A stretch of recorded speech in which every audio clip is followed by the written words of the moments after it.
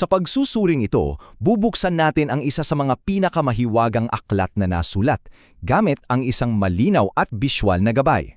Okay, pag-usapan natin ang aklat ng pahayag.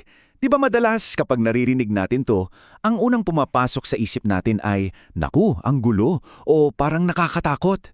Pero paano kung sabihin ko sa inyo na may isang interpretasyon na nagsasabing mayroon palang malinaw na roadmap para maintindihan ang buong istruktura nito?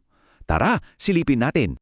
At heto na nga, ayon sa pananaw na ating sinusundan, ang master key daw ay nasa iisang talata lang, Pahayag 1:19. Kung babasahin natin, parang hinati niya talaga sa tatlo ang buong aklat, di ba? Una, ang mga bagay na iyong nakita, yan ang nakaraan. Pangalawa, ang mga bagay na nangyayari ngayon, yan ang kasalukuyan. At pangatlo, ang mga bagay na magaganap pagkatapos nito. Siyempre, yan ang hinaharap.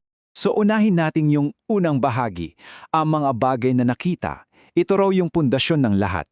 Kasi bago pa man ang mga propesiya at mga babala, kailangan muna nating makita kung sino ang nagbibigay ng mensahe. Ito yung nagpapatunay sa lahat ng susunod.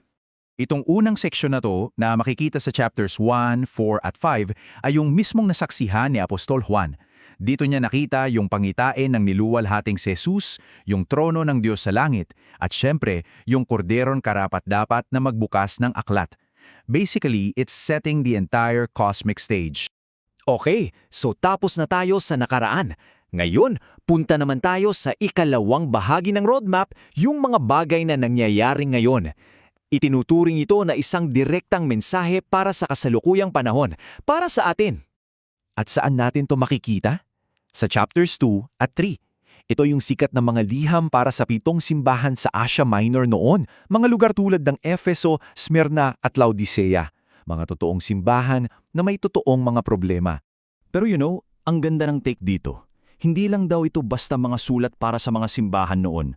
Ang bawat isa raw sa kanila ay kumakatuwan sa iba't ibang klase ng simbahan sa lahat ng panahon. Yung mga pagsubok nila, yung mga kalakasan nila, universal daw.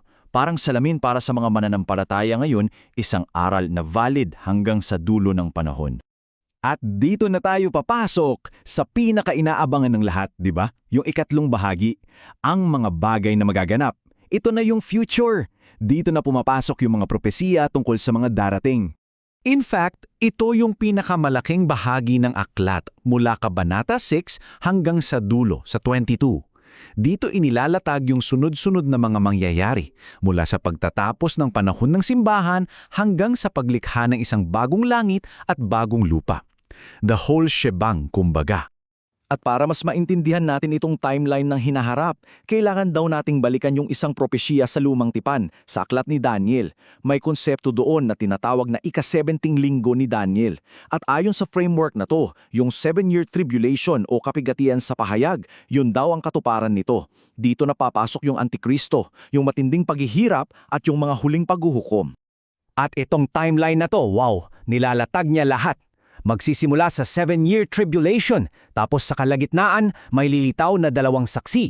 At pagkatapos, sunod-sunod na yung mga huling paghuhukom, yung mga selyo, trampeta at mangkok na nababasa natin.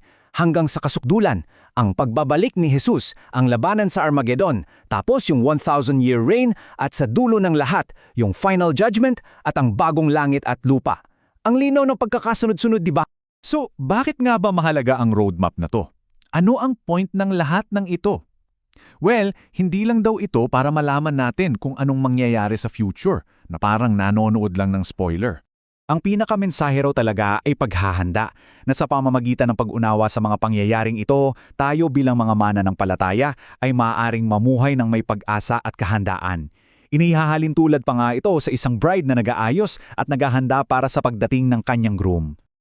At binibigyang diin talaga na hindi ito panakot. Instead, ito ay isang encouragement para maging handa tayo sa spiritual na aspeto. At may pangako pa ng pagpapala para sa mga babasa, makikinig at susunod sa mga nakasulat dito.